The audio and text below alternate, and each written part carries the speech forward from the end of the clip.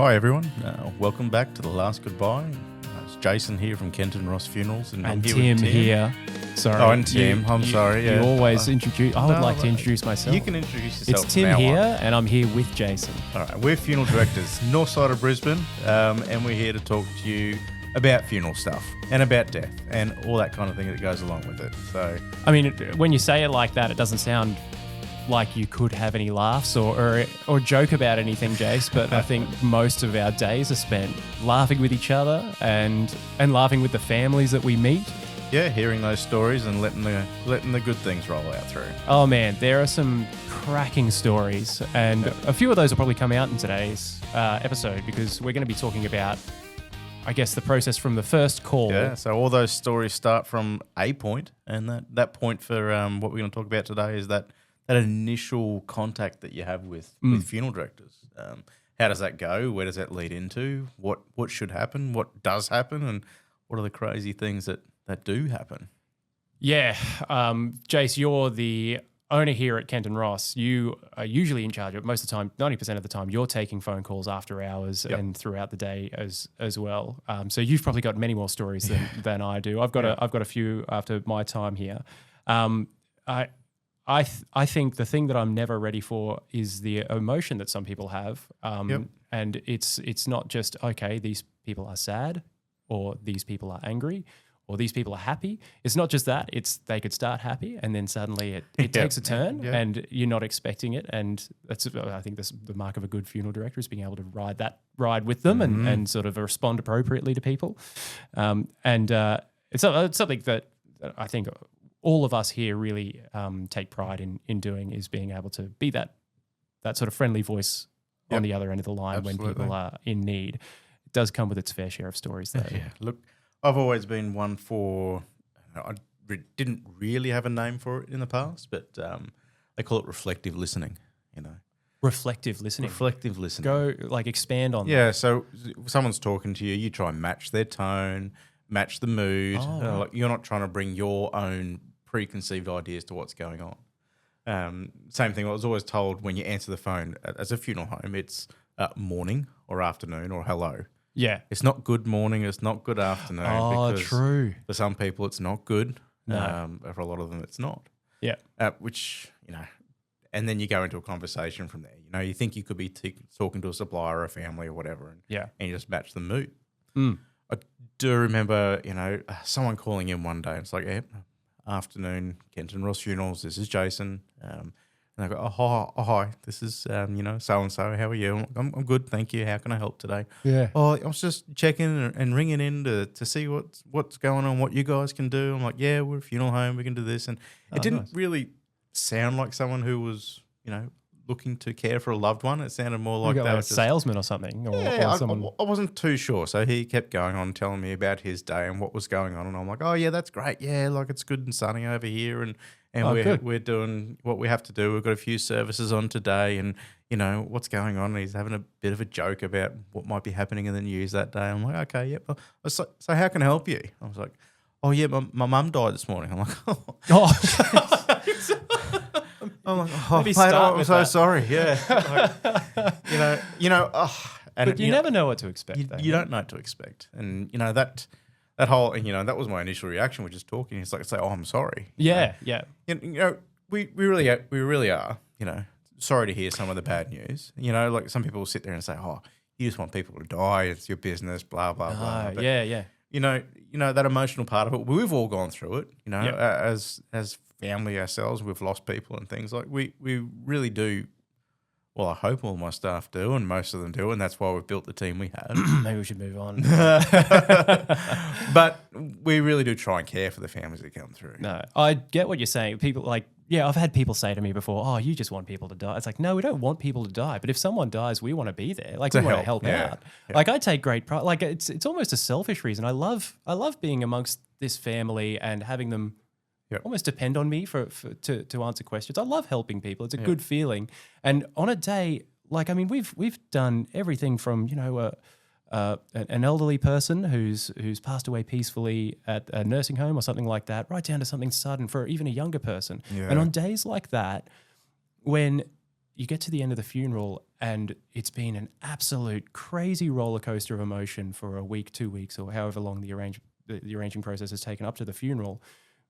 If that person in the sea of mourners and grief-stricken family members comes up to you and just says, "Hey, thanks for everything." Yeah, that's it. It's done. Thank you. It's, oh man, dude, that is amazing. Thank you. Like, you took even the briefest moment on this insane day to come and just say thanks. Yeah, that is worth so much to all of us here. Absolutely. Like, it's an amazing feeling. So when you do answer the phone and someone's maybe angry with you, and that happens, man. Absolutely. Like, a lot. And not, I'm sure it happens with every funeral home, so not just because we answer the phone like, "Hey, what do you want?" No, people don't know how to feel. They don't know how to react. So when you answer the phone and someone's angry, we just chat with them. And soon they're like, "Oh, these guys are actually here to help." And it's those people in particular, I think for me personally, those people in particular, when they say thank you at the end, it's like, "Oh, wow, crazy. We did it together." Yeah. So that conversation went on to him just telling me that his mum had been sick for a little while. It was expected, but wanted to have a chat with whoever he got on the phone to start with, just to make sure that it, wasn't corporate based, wasn't, someone who didn't really worry about things, but and then he felt comfortable enough to share a few more things as we went on, and that turned into a funeral and it was a great goodbye. But just goes to show, you don't always know what to expect. In this industry. The thing that I usually, I guess, some people don't know. Some people, this is exactly what they're after. But when someone rings up and they're looking for the answer of what's the next thing to do, I guess as a first caller, it's obviously bringing that person who's passed away into our care or figuring out where they are, making sure they're safe and sound for the moment. After that, it's about organising a time to sit down and have a chat, whether that's in their house, whether it's here at the funeral home, whether it's at Macca's. I've had an arrangement at Macca's. Coffee shops and stuff. Yeah. Wherever you're comfortable, we don't mind. We'll come out and see you guys. And it's literally going from everything from A to Z with logistical stuff. Yeah, so typically you might call into that funeral home and oh my goodness, someone's died. What am I supposed to do?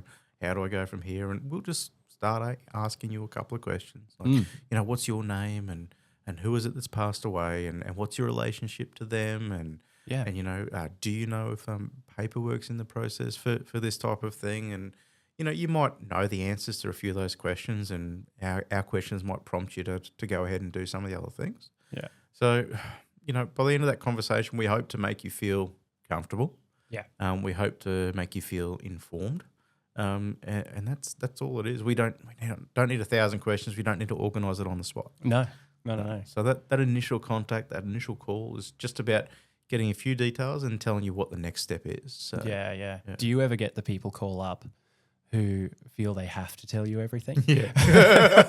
I'm like, look, I really appreciate it. Yeah. Thank you so much. And thank you for telling me all of this stuff. I probably didn't need to know where mum went to school. Yeah. It's okay. Or Aunt Betty's second cousins, brothers, yes, friends. Yeah. Recommended you 35 years ago, and it's so lovely that people want to share that stuff with us. Absolutely. And you know what? I don't even mind. No, absolutely if that's not. what you want to share, go for it. Yeah, it's the stories, it's the differences that bring a little light to our day. But if you're concerned, if you're worried, just we're here to go through the questions and get the details that we need to get. So to me, I feel really bad because obviously these people are in the crisis mode at the moment. They've got plenty of things to do, and they've spent this time talking to me. I'm like, I'm just a funeral director, man. Like, but no, it's a great feeling that people actually want to open up and talk to us. And when we do end up sitting down, I know us personally here, and I've been on many arrangements with yourself, Pooley, where I think the best thing that we can do is be ourselves in front of people. And as soon as we start talking and having a chat, people start opening up, and it's great. It's just a chat. Yep. We used to have a set uniform here at Kent and Ross. We did, and every funeral home is different. You'll always find a funeral home that'll suit your needs. We try and be as flexible as possible, and we've sort of gotten rid of the idea of having a set uniform every day. When you come into work, you're wearing this big suit. We wear casual, respectful clothing around the office to sit down with people. And I've only heard good feedback about that. People are expecting, I thought you were going to wear a big, dark suit. We were a bit worried. It's all about expectations and also trying to make people feel comfortable. Yeah. You know? Oh, we still do it on funerals, though, of course, by the way. Just in case anyone's listening, it's not like we're not turning up in our Connies and jeans. And thongs, We're different people, mate. Connies and jeans versus footies and thongs. Whatever makes you feel most comfortable, Tim. That's exactly right. And you've always been good with that, Paulie. And you've we've created a really great environment here where we are free to be ourselves with the families that we sit down with. And I tell you, man, they appreciate it. Families really appreciate it. Yeah. They don't feel on edge. You can see that they relax a little bit once we start talking, and then it just comes up. We just start ticking through the questions, and we're done. And so, and that's what it is. You know, it is quite a few questions. It is, yeah. You know, after that initial call, it'll roll into usually something we call an arrangement. You know, yes, that's the official word for it. Yes, yeah. An arrangement, and that's just where we arrange the funeral. You know. Mm-hmm. Yeah, we're funeral directors. Yeah, we care at the end of the day, but you can also look at us as kind of like event coordinators, logistics, you know, because that's some of the important stuff that we do. We've got that to take care of, but we also have the emotional side that comes with that. You know, we've got one shot. Yeah. One chance to do it, you know. That's it. And so we need to make sure we get that information that we need to get so that initial call will go into an arrangement. That arrangement is for us to get to know the family. Mm-hmm. We often try and get to know the deceased a little bit as well. We'll often ask a few questions, you know, what was their loves in life, and, you know, what if they had free time on a weekend, what do you think they'd be out doing? And, you know, what was their favourite activity? You know, who did they like to spend time with? You know, we've got a few questions, you know, we've developed ourselves to try and prompt a little bit of storytelling from families. And that's not just for the, you know, the getting to know you portion of what we do. We then roll that into the actual funeral itself. Yes. You know, trying to make it bespoke, trying to make it individual. And, you know, if there's something unique that we can add to it, then those questions are important. So it's seriously the little things that make the biggest differences on the day. It is. It's how we theme, the orders of service. It's how we. It's a song that might play very subtly in the background as people are sitting down, and it will literally change the mood for some people, which is it's really powerful. It's really cool. So those little stories that you're sort of sitting there and going, oh, sorry, don't want to waste your time. It's not, man. Anything you can give us that paints a picture. It brings that person to life through your stories, which is exactly what we need. Yeah, absolutely. When we're sitting down. Yeah. So that arrangement, whether it be here at the office, as Tim said, you know, out at McDonald's or at the cafe, we've done the nursing homes, in hospital rooms, at your house, whatever's most comfortable and convenient. Yes. To be honest. Yeah. Convenience can play a big part of it. You know, we know that you've got lots of things on your plate. We will fit in wherever we can, and we'll come out and see you in the morning, at night, during the day, whatever you need. So we'll come out there. You'll see a funeral director. Typically, we come out there with a couple of folders these days and a notepad. Yep. And then we start and have that chat. So it's important to get through those questions of who that person is, but then we also get into some legal questions as well, and that's where we go on to register a death. Yeah. And we do have, I think we've got access to all of those questions, those death registration questions. They're on our website as well. If anyone does want to have a look, it's under the pre-planned section. If you do want to go and have a look at the kind of information that you need to register someone's passing in Queensland anyway. Yeah. Have a look on there. Most places would have it available for you. But it's worth having a look at, especially if you guys are going through something where you are going to have to sit down with a funeral director. Maybe it's imminent. Maybe it's something that you're thinking about planning for the next few years, is to have a chat to a funeral director ahead of time, because you don't. How do I say this nicely? You don't have to wait till that time comes to do a bunch of this organisation. Yeah. You don't have to do something ahead of time, but if you're open to having a chat with a funeral director, most funeral homes, I know we do, we all offer the ability to come in and pre-arrange everything, so you can cover all of that hard information ahead of time without financial obligation as well. That's right. Yeah, that's it. Even you can come sit down and decide that you hate my Converse shoes and you don't want to come back. I hope you're not wearing them to arrangements. Of course not, Jason. Don't be silly. We need to move on. So it's that weird legal information we need to grab for registration. some of it seems like obscure and whatever. A lot of families, in that initial call will ring up and say, oh, do I need dad's birth certificate? Do I need the marriage certificate? Do I need all the kids' birth certificates? Yeah. Do I need proof of ID? All this kind of stuff. And it's like, you know what? Things are a little bit simpler in the birth, deaths, and marriages stakes where it comes to funerals. As long as you know the information, you're just signing to say that to your knowledge, this is what's true and correct. Yes. So if you know the questions that we're asking you in that initial time, then that's all you need to know. That's a great point. We do get people who just happen to have all of that stuff in a folder. Mate, bring it along. Yeah. If it helps, honestly. And to be honest, look, you'll have that initial conversation and you're sitting down having a chat about, it might be mum, might be dad, and it's like, oh yeah, where'd they grow up? What'd they do? And in the meantime, they've passed you a folder and you're looking, oh, here's a birth certificate, here's a marriage certificate. I might be writing on the side here and doing stuff. You might say, oh, what's he doing? Like, I'm just copying the information I need. I'm still having the conversation with you at the same point in time. But I'm not hearing life stories. I've done the other paperwork here on the side.